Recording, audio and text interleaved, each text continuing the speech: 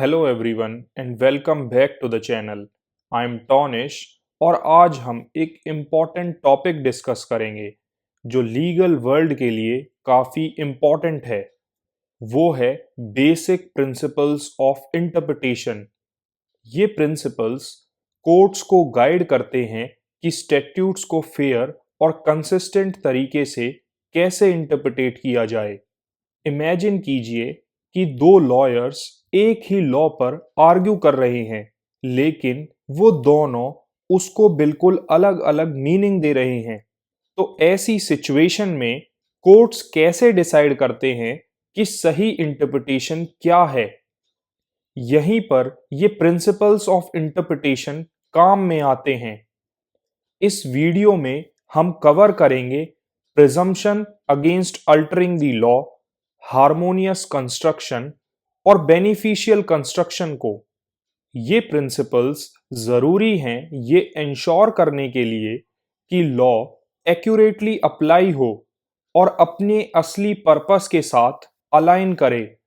तो चलिए शुरू करते हैं बेसिक प्रिंसिपल ऑफ इंटरप्रिटेशन से और जानते हैं कि ये क्या होता है। सिंपल टर्म्स में ये प्रिंसिपल्स जजेस और लीगल प्रोफेशनल्स को हेल्प करते हैं लॉ को कंसिस्टेंटली और फेयरली अप्लाई करने में, क्योंकि कभी-कभी लीगल लैंग्वेज वेग होती है या मल्टीपल इंटरप्रिटेशंस के लिए ओपन होती है। कोर्ट्स इन प्रिंसिपल्स पर रिलाई करते हैं स्टैट्यूट की ट्रू इंटेंशन को समझने के लिए। इन प्रिंसिपल्स का पर्पस है लॉ के मीनिंग को क्लैरिफाई करना बिना उसे बदले, और ये इंश्योर करना कि हर लॉ अपने इंटेंडेड पर्पस को सर्व करे। ये उन केसेस में बहुत जरूरी है जहां लिटरल मीनिंग लॉ की स्पिरिट से परफेक्टली अलाइन नहीं करता। आज हम फोकस करेंगे तीन फंडामेंटल प्रिंसिपल्स पर। सबसे पहला है presumption against altering the law. ये प्रिंसिपल जजेस को ये एडवाइज करता है कि वो अज्यूम ना करें कि कोई लॉ एग्जिस्टिंग राइट्स या रूल्स को चेंज करने के लिए बना है, अनटिल एंड अनलेस उस लॉ में ये क्लियरली लिखा हो। सेकंड है हार्मोनियस कंस्ट्रक्शन।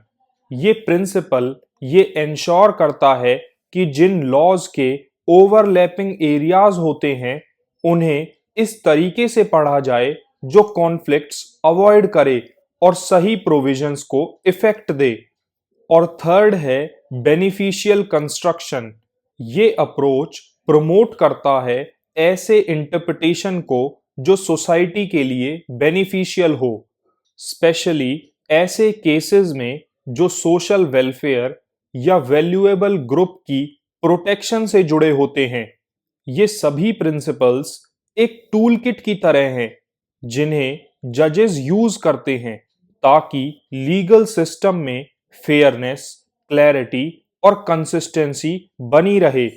नए लॉज बनाने की बजाय ये प्रिंसिपल्स एग्जिस्टिंग लॉज को इस तरीके से अप्लाई करने में हेल्प करते हैं जिससे लेटर और स्पिरिट ऑफ लॉ दोनों को रिस्पेक्ट किया जा सके। इन शॉर्ट हम ये कह सकते हैं कि ये प्रिंसिपल्स कॉम्प्लेक्स लीगल लैंग्वेज को नेविगेट करने और ये इंश्योर करने के लिए एसेंशियल है कि लॉ अपने इंटेंडेड पर्पस को सर्व करे। तो चलिए अब शुरू करते हैं पहले प्रिंसिपल से, presumption against altering the law. इस प्रिंसिपल का मतलब है कि कोर्ट्स ये अज्यूम नहीं करते कि किसी लॉ की इंटेंशन एग्जिस्टिंग राइट्स या लीगल रूल्स को बदलने की है जब तक कि ये एक्सप्लिसिटली स्टेटेड ना हो। सिंपल शब्दों में लॉ को ऐसे समझा जाता है कि वो स्टेटस को मेंटेन कर रहा है जब तक कि लेजिस्लेचर क्लियरली उसे चेंज करने की बात ना करे। ये प्रिंसिपल स्टेबिलिटी के आइडिया पर बेस्ड है। अगर हर स्टैट्यूट को प्रीवियस लॉज को मॉडिफाई या ओवरराइड करने वाला समझा जाए तो लीगल सिस्टम अनस्टेबल हो सकता है, जिसमें राइट्स और ऑब्लिगेशंस बार बार चेंज होते रहेंगे। इसके बजाय कोर्ट्स ऐसे इंटरप्रिटेशन को प्रेफर करते हैं जो लॉ में कंटिन्यूटी और कंसिस्टेंसी को बनाए रखता है, जब तक उसमें कोई क्लियर इंटेंशन चेंज करने की ना हो। एक ऐसी मैक्सिम जो इस प्रिंसिपल को रिफ्लेक्ट करती है वो है एक्सप्रेसम फेसिट सेसरे टेक्टम, जिसका मतलब है जो चीज एक्सप्रेस्ड है वो इम्प्लाइड चीजों को एक्सक्लूड करती है। अगर किसी सिचुएशन में किसी रूल या एक्सेप्शन को स्पेसिफाई किया गया है तो कोर्ट्स अज्यूम करते हैं कि जो चीजें मेंशन नहीं की गई उन्हें बदलने का इंटेंशन नहीं था। फॉर एग्जाम्पल, मान लीजिए हाउसिंग रेगुलेशंस पर एक स्टैट्यूट नई गाइडलाइंस इंट्रोड्यूस करता है रेंटल प्रॉपर्टीज के लिए। अगर वो लॉ स्पेसिफिकली मेंशन नहीं करता कि वो प्रीवियस टीनेंट्स के राइट्स को ओवरराइड कर रहा है, तो कोर्ट्स इसे एक एडिशनल के रूप में इंटरप्रेट करेंगे, ना कि एग्जिस्टिंग राइट के रिप्लेसमेंट के रूप में। इससे ये इंश्योर होता है कि राइट्स और एक्सपेक्टेशंस स्टेबल रहें जब तक कि क्लियर लैंग्वेज किसी को चेंज करने की इंडिकेशन ना दे। तो इन शॉर्ट हम ये कह सकते हैं कि presumption against altering the law legal stability के आइडिया को अपहोल्ड करता है। स्टैट्यूट्स को इस तरह इंटरप्रेट करके जो एग्जिस्टिंग राइट्स को प्रिजर्व करें जब तक चेंज एक्सप्लिसिटली स्टेटेड ना हो। इससे लीगल सिस्टम में एक कंसिस्टेंसी बनी रहती है। तो चलिए अब बात करते हैं प्रिंसिपल ऑफ हार्मोनियस कंस्ट्रक्शन की। ये प्रिंसिपल लॉ में बैलेंस क्रिएट करने के लिए है। जब दो या ज्यादा स्टैट्यूट्स या एक ही स्टैट्यूट के अलग अलग प्रोविजंस आपस में कॉन्फ्लिक्ट कर देते हैं तो कोर्ट्स हार्मोनियस कंस्ट्रक्शन का यूज करते हैं ताकि इन्हें ऐसे रीड किया जा सके जो कॉन्ट्राडिक्शंस अवॉइड करे और हर पार्ट को इफेक्ट दे। हार्मोनियस कंस्ट्रक्शन का एम ये होता है कि लॉज को ऐसे इंटरप्रेट किया जाए कि एक स्टैट्यूट का हर पार्ट या रिलेटेड स्टैट्यूट्स एक दूसरे को सपोर्ट करें। कोर्ट्स कभी भी इस अजम्पशन से काम नहीं करती कि एक प्रोविजन दूसरे को कैंसिल कर रहा है, बल्कि कोर्ट्स दोनों को एक साथ ऐसे पढ़ती है जो दोनों की इंटीग्रिटी को अपहोल्ड करे। इस प्रिंसिपल को जो मैक्सिम गाइड करता है वो है जनरेलिया स्पेशल बस नॉन डेरोगेंट, जिसका मतलब है जनरल प्रोविजंस स्पेसिफिक प्रोविजंस को ओवरराइड नहीं करते। ऐसी सिचुएशंस में जब कॉन्फ्लिक्ट होता है तो स्पेसिफिक लॉ या प्रोविजन जनरल लॉ पर प्रेसिडेंस ले लेते हैं। बस ये जरूरी है कि ये दोनों एक साथ एग्जिस्ट कर सकें। ये मैक्सिम री करता है कि लॉ एक साथ काम करे, ना कि एक दूसरे को कॉन्ट्राडिक्ट करें। मान लीजिए एक केस लेबर लॉ से रिलेटेड है, जहां एक जनरल लॉ वर्कप्लेस सेफ्टी के बारे में ब्रॉड रिक्वायरमेंट्स देता है और एक स्पेसिफिक लॉ कंस्ट्रक्शन सेफ्टी पर डिटेल्ड रेगुलेशंस ऐड करता है। यहां पर शायद ये दोनों सिमिलर टॉपिक्स को कवर करते हुए दिख रहे हों। कोर्ट्स दोनों को हार्मोनियसली अप्लाई करेगी, जहां specific construction regulations general safety rules को कॉम्प्लीमेंट करेंगे। आसान शब्दों में हम ये कह सकते हैं कि हार्मोनियस कंस्ट्रक्शन ये इंश्योर करता है कि लीगल सिस्टम कोहेरेंट रहे, लॉज को इस तरह इंटरप्रिटेट किया जाए कि वो एक दूसरे को कॉम्प्लीमेंट करें। ये प्रिंसिपल स्टैट्यूट्स के होलिस्टिक एप्लीकेशन को प्रमोट करता है और अननेसेसरी कॉन्ट्राडिक्शंस को प्रिवेंट करता है। चलिए अब प्रिंसिपल ऑफ बेनिफिशियल कंस्ट्रक्शन के बारे में बात करते हैं। ये प्रिंसिपल उन स्टैट्यूट्स को इंटरप्रिटेट करते वक्त यूज होता है जो सोसाइटी के वेलफेयर को इम्पैक्ट करते हैं या फिर किसी स्पेसिफिक ग्रुप्स जैसे वर्कर्स, कंज्यूमर्स या मार्जिनलाइज्ड कम्युनिटीज को प्रोटेक्ट करते हैं। इसका आइडिया ये है कि स्टैट्यूट को इस तरह इंटरप्रिटेट किया जाए जो इन ग्रुप्स के लिए मैक्सिमम बेनिफिट्स इंश्योर करे और वर्ड्स के स्ट्रिक्ट रीडिंग की बजाय लॉ के स्पिरिट पर फोकस करे। बेनिफिशियल कंस्ट्रक्शन को लिबरल इंटरप्रिटेशन भी कहा जाता है। ये कोर्ट्स को एनकरेज करता है कि वो लॉ को इस तरह अप्लाई करें जो सोसाइटी पर सबसे पॉजिटिव इम्पैक्ट डाले, खासकर कि जब स्टैट्यूट्स का ऑब्जेक्टिव सोशल बेनिफिट्स देना हो। स्कोप को रिस्ट्रिक्ट करने की बजाय कोर्ट्स ऐसे तरीके ढूंढते हैं जो लॉ की इफेक्टिवनेस को पब्लिक गुड के लिए एनहांस करे। ये प्रिंसिपल उस मैक्सिम के साथ अलाइन करता है जो कहता है कि law in favour of the weak operate करना चाहिए। इसका गोल एक ऐसा लीगल एनवायरनमेंट बनाना है जो उन्हें प्रोटेक्ट करे जो जरूरत में हैं, जैसे लेबर डिस्प्यूट में एम्प्लॉयज या अनफेयर ट्रेड प्रैक्टिसेस से रिलेटेड कंज्यूमर्स। यानी लॉ को इस तरह इंटरप्रिटेट किया जाए कि वो मार्जिनलाइज्ड कम्युनिटीज के इंटरेस्ट्स को बेस्ट सर्व करे। एग्जाम्पल के तौर पे मान लीजिए लेबर प्रोटेक्शन के केसेस में कोर्ट्स प्रोविजंस को ज्यादा जनरली इंटरप्रिटेट कर सकते हैं ताकि वर्कर्स को लॉ के द्वारा इंटेंडेड फुल बेनिफिट्स और प्रोटेक्शन मिल सके। और अगर स्टैट्यूट के वर्डिंग्स में एम्बिग्विटी हो तो जजेस उस इंटरप्रिटेशन को प्रेफर करते हैं जो वर्कर सेफ्टी और उनके राइट्स को बेस्ट सपोर्ट करे और सोशल वेलफेयर के प्रिंसिपल को रीइंफोर्स करे। तो इन शॉर्ट हम ये कह सकते हैं कि बेनिफिशियल कंस्ट्रक्शन का प्रिंसिपल इंश्योर करता है कि लॉ सोसाइटी के वेलफेयर को सपोर्ट करे और खासकर उनके लिए जो सबसे वनरेबल हैं। वैसे तो इंटरप्रिटेशन के प्रिंसिपल्स जैसे presumption against altering the law, harmonious construction और बेनिफिशियल कंस्ट्रक्शन बहुत ही वैल्यूएबल टूल्स हैं, लेकिन इनके साथ कुछ अपने चैलेंजेस भी आते हैं।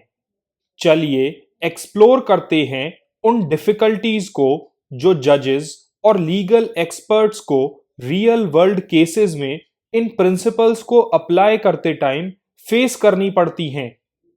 सबसे बड़ा चैलेंज है स्टैट्यूट की लैंग्वेज में एम्बिग्विटी का। कभी कभी लॉ के वर्ड्स अनक्लियर होते हैं और एक से ज्यादा प्रिंसिपल एप्लीकेबल लगते हैं। फॉर एग्जाम्पल, एक जज को डिसाइड करना होगा कि वो एग्जिस्टिंग राइट्स को प्रिजर्व करना प्रेफर करेंगे या फिर बेनिफिशियल कंस्ट्रक्शन को चूज करेंगे ताकि किसी वनरेबल ग्रुप को प्रोटेक्ट किया जा सके। एम्बिगुअस वर्डिंग्स की वजह से ये डिसाइड करना मुश्किल हो जाता है कि कौन सा प्रिंसिपल सबसे एप्रोप्रिएट होगा। दूसरा चैलेंज तब अराइज होता है जब लीगल प्रिंसिपल्स एक दूसरे से कॉन्फ्लिक्ट करते हैं। कुछ केसेस में हार्मोनियस कंस्ट्रक्शन और बेनिफिशियल कंस्ट्रक्शन परफेक्टली अलाइन नहीं होते। फॉर एग्जाम्पल, एक स्टैट्यूट के प्रोविजंस को हार्मोनाइज करना जरूरी है, लेकिन उसी लॉ का एक लिबरल इंटरप्रिटेशन पब्लिक वेलफेयर के फेवर में हो सकता है। जजेस को केयरफुली इन कंपीटिंग प्रिंसिपल को वे करना पड़ता है ताकि लॉ को फेयरली अप्लाई किया जा सके। और थर्ड चैलेंज है इवॉल्विंग सोशल नॉर्म्स और मॉडर्न कंटेक्स्ट का इम्पैक्ट। ऐसे लॉज जो डेकेड्स पहले लिखे गए थे वो आज की रियलिटीज जैसे डिजिटल प्राइवेसी या एनवायरमेंटल इश्यूज को डायरेक्टली एड्रेस नहीं करते। ऐसे में जजेस को स्टैट्यूट्स को इस तरह इंटरप्रिटेट करना पड़ता है कि वो ट्रेडिशनल प्रिंसिपल्स को स्ट्रेच कर सकें, लॉ की ओरिजिनल लैंग्वेज को रिस्पेक्ट करते हुए उसे मॉडर्न डे रेलेवेंस देना एक काफी कॉम्प्लेक्स काम हो सकता है। और इसीलिए इन इंटरप्रिटेटिव प्रिंसिपल्स को अप्लाई करना एक सिंपल टास्क नहीं है।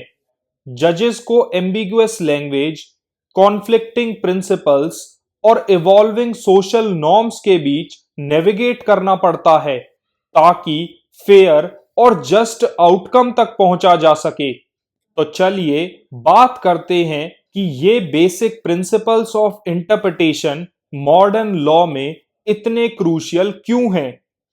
ये प्रिंसिपल्स सिर्फ थ्योरेटिकल कॉन्सेप्ट्स नहीं हैं, बल्कि लीगल सिस्टम को सोसाइटी की नीड्स, चेंजिंग वैल्यूज और नई कॉम्प्लेक्सिटीज के साथ अडॉप्ट करने में मदद करते हैं। एक की रीजन ये है कि ये प्रिंसिपल्स इंश्योर करते हैं कि लॉ फेयरली और कंसिस्टेंटली अप्लाई हो। Presumption against altering the law जैसे प्रिंसिपल यूज करके कोर्ट स्टेबिलिटी क्रिएट करते हैं, एग्जिस्टिंग राइट्स को प्रिजर्व करते हैं और लॉ के इंटेंडेड पर्पस के लिए स्पेस बनाते हैं। ये कंसिस्टेंसी लीगल सिस्टम में ट्रस्ट मेंटेन करने के लिए फंडामेंटल है। दूसरा क्रूशियल रीजन ये है कि ये प्रिंसिपल्स लॉ को रेलेवेंट बनाए रखते हैं। सोसाइटी कंसिस्टेंटली इवॉल्व हो रही है और कोर्ट्स को ऐसे केसेस का सामना करना पड़ता है जो लॉ मेकर्स ने एंटिसिपेट नहीं किए थे, जैसे कि डिजिटल प्राइवेसी या एनवायरमेंटल प्रोटेक्शन। बेनिफिशियल कंस्ट्रक्शंस जैसे प्रिंसिपल कोर्ट्स को लॉ को मॉडर्न वैल्यू के अकॉर्डिंग इंटरप्रिटेट करने का मौका देते हैं, जो इंश्योर करता है कि जस्टिस सोसाइटी की चेंजिंग नीड्स के साथ रिस्पॉन्सिव रहे। और लास्टली इंटरप्रिटेटिव प्रिंसिपल्स जैसे हार्मोनियस और बेनिफिशियल कंस्ट्रक्शन कोर्ट को इंडिविजुअल राइट्स और ग्रेटर गुड के बीच बैलेंस बनाने में मदद करते हैं। ये स्पेशली ऐसे एरियाज में इंपॉर्टेंट हैं जैसे कि हेल्थ, सेफ्टी और सोशल वेलफेयर, जहां कोर्ट्स को ऐसे इंटरप्रिटेशंस डिसाइड करनी होती हैं जो पब्लिक इंटरेस्ट को प्रोटेक्ट करें और साथ ही इंडिविजुअल्स की फ्रीडम्स को रिस्पेक्ट करें। तो आज के इस डिस्कशन को कंक्लूड करते हुए हम ये कह सकते हैं कि ये basic principles of interpretations ensure करते हैं कि लॉ कंसिस्टेंट, फ्लेक्सिबल और सोसाइटी की नीड्स के लिए रिस्पॉन्सिव रहे। ये जजेस को अलाउ करते हैं कि लॉ के लेटर और स्पिरिट दोनों को अपहोल्ड करे और ये इंश्योर करें कि जस्टिस फेयरली और इफेक्टिवली सर्व हो।